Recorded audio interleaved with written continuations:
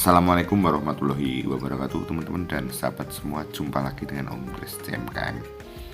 Mudah-mudahan kita semua, sahabat-sahabat admirer dan lain sebagainya, selalu mendapatkan perlindungan dari Tuhan Yang Maha Esa, agar kita senantiasa bisa selalu menebar kebagusan atau kebaikan dan cinta terhadap sesama.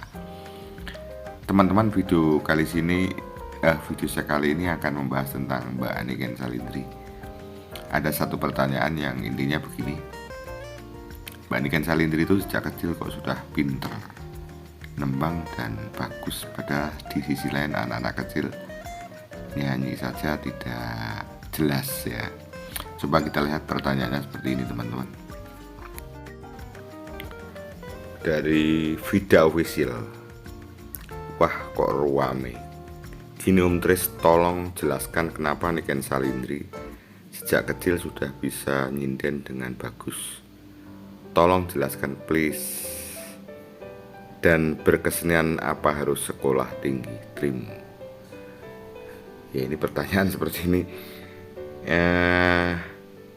Oke teman-teman, saya berusaha menjawab ya, tapi kalau kurang tolong ya dilengkapi ya teman-teman. Jadi ada pertanyaan seperti ini terkhusus ke Mbak Niken Salindri.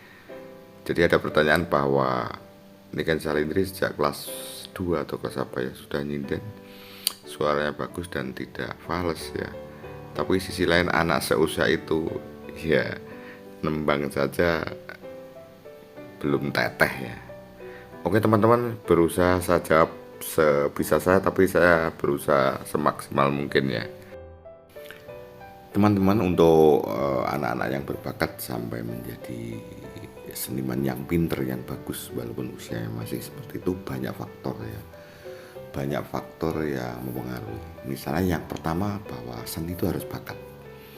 Seni itu harus bakat sejak lahir. Ada yang mengatakan bahwa ada IQ dan SQ.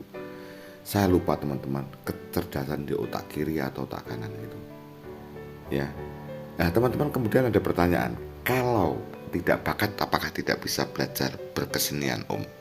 Ini menurut pengetahuan saya tetap bisa teman. Yang tidak bakat tetap bisa, tetapi hasilnya tidak akan maksimal ya.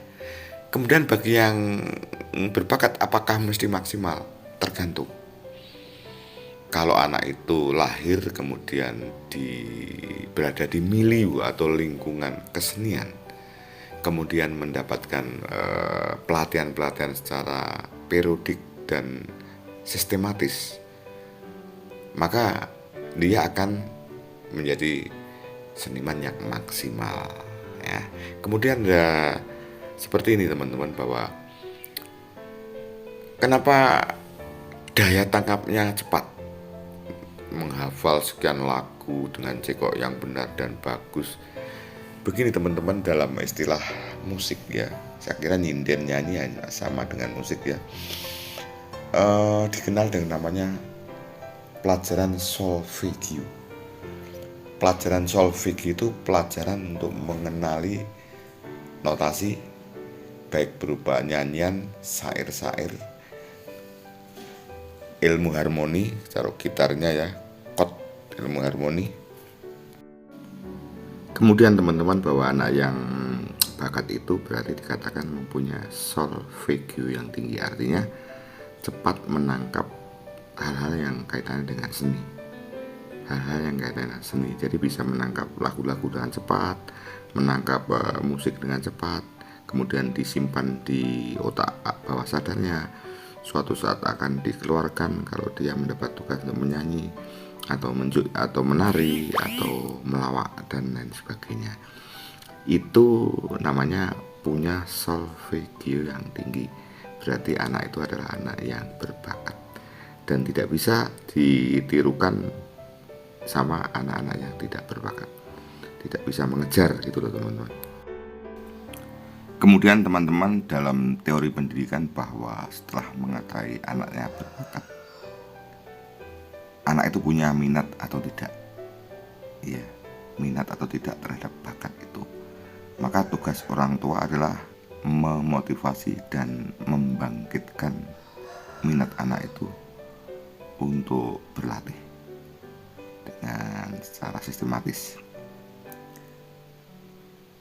Jika mendatangkan mentor atau instruktur tugasnya yang jelas kan memberikan pelajaran ya, tetapi juga harus membangkitkan minat anak untuk belajar sesuai dengan bakat yang dimiliki. Ini dalam teori pendidikan, teman-teman. Kemudian teman-teman, untuk Mbak Niken Salindri itu bahwa bakat itu bisa terjadi karena garis nasab. Dalam Islam itu dikenal adanya garis nasab. Garis nasab itu adalah garis keturunan atau faktor genetika. Maksudnya bagaimana? Maksudnya bahwa bakat yang ada itu merupakan keturunan dari orang tua, kakek, nenek, dan lain sebagainya. Seperti kita ketahui bahwa Niken Salindri kan anaknya Pak Degling Dalang. Ya kebetulan Niken Salindri terlahir dari seorang dalang yang sejak kecil sudah mendengar lagu-lagu Jawa, tembang-tembang, gamelan, dan lain sebagainya. Dan ternyata setelah saya pelajari bahwa Niken Salindri itu dari ayah, kakek, nenek itu terah orang kesenian ya. Kakeknya itu seorang dalang yang terkenal, yang juga masih keluarganya Pak Tantut yang juga dalang ya. Kemudian bahwa neneknya juga seorang wasinden yang terkenal, sindennya almarhum Ki Narto Sabdo, Kiai Semarang. Berarti Niken Salindri memang ada keturunan atau nasab dari leluhurnya. Teman-teman, maka bisa dikatakan bahwa bakat itu adalah anugerah dari Tuhan Yang Maha Esa ya. Seperti Niken Salindri ini, dan ternyata bakat yang merupakan garis nasab dari orang tua atau leluhurnya itu, bakatnya tidak bukan nyanyi saja, tetapi punya bakat menari, kemudian juga punya bakat sebagai pelawak ya. Maka apapun yang dinyanyikan walaupun masih kecil juga sudah bagus. Gerak apapun luwes, kemudian punya keberanian untuk tampil di panggung dengan melawak atau menyampaikan kata-kata dan mempunyai keberanian. Kemudian ada pertanyaan, oke lah memang itu bakat, tetapi kok sejak kecil kok sudah bisa menangkap lagu-lagu, notasi-notasi yang begitu sulit untuk ukuran anak SD. Dalam teori pendidikan ada nama ilmu jiwa, itu ada namanya masa peka, teman-teman. Jadi masa peka itu satu masa yang datangnya tidak sama. Jadi masa peka terhadap kesenian itu sejak kecil sudah muncul ya. Sejak kecil sudah muncul untuk Niken Salindri. Misalnya untuk memahami masa peka itu seperti ini, teman-teman. Ada anak yang memang bakat, tapi sejak kecil diajarkan ya biasa-biasa saja. Tetapi di umur SD atau bahkan SMP baru ya, itu berarti masa pekanya itu baru muncul di SMP. Nah, seperti contohnya misalnya begini, anak itu waktu SD-nya tidak pandai-pandai amat, SMP juga biasa, tetapi setelah SMA menjadi pinter. Berarti perkembangan munculnya masa peka dalam ilmu perkembangan anak baru muncul di SMA. Itu teman-teman, kalau teman-teman ingin mempelajari bisa cari referensi tentang masa peka ya. Jadi masa pekanya Niken Salindri sudah sejak kecil muncul, maka sudah sejak kecil itu sudah punya daya tangkap untuk berkesenian. Kemudian ada pertanyaan tadi bahwa berkesenian seperti siapapun itu apakah perlu sekolah tinggi?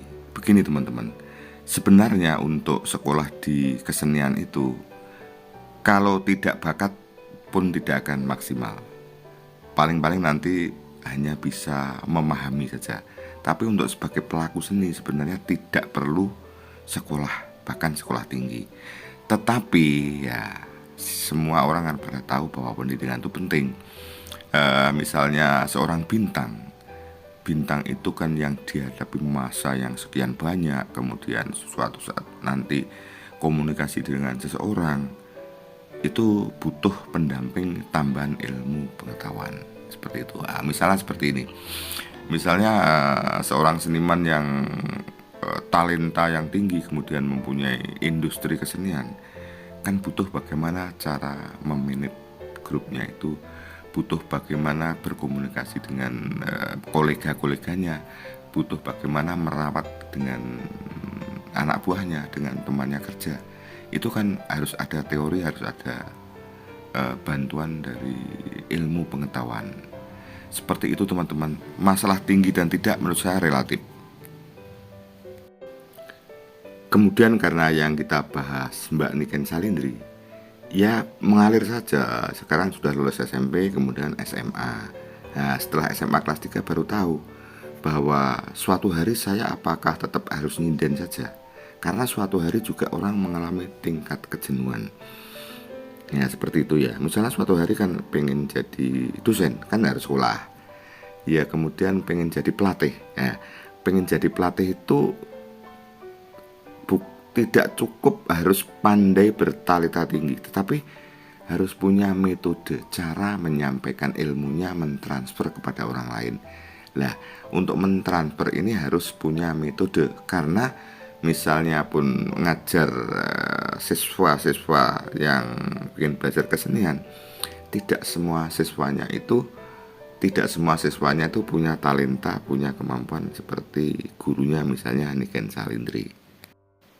Maka sebagai mentor harus punya metode atau strategi. Tentunya strategi dan metode ini harus didapatkan dari pendidikan ya teman-teman. Kemudian sebagai public figure di zaman sekarang teman-teman kan tidak tahu. Suatu hari sudah dewasa Niken Salindri ini misalnya dibidik untuk menjadi wali kota. Ada beberapa kanal YouTube yang mengatakan Niken Salindri menjadi wali kota. Ya harusnya kan juga punya pengetahuan lain ya. Tidak tahu, siapa tahu di usia-usia 25 pengen menjadi anggota dewan. Nah, kemudian pengen jadi apa? Berarti kan harus diiringi dengan pendidikan yang memadai. Oleh karena itu sekarang alhamdulillah sudah SMA, berarti kan sudah kelas 1 ya. Kemudian lulus nanti pasti saya ini inginnya jadi apa sih? Kalau jadi seniman kan sudah karuan. Kemudian suatu hari saya ingin jadi apa, pasti nanti akan berpikir ke sana. Itu ya teman-teman yang bisa saya sampaikan ya. Yang jelas kalau saya teruskan video panjang dan mungkin juga tidak menarik. Kalau ada kurangnya tolong ditambahi. Dan kalau saya salah minta maaf. Demikian, wassalamualaikum warahmatullahi wabarakatuh.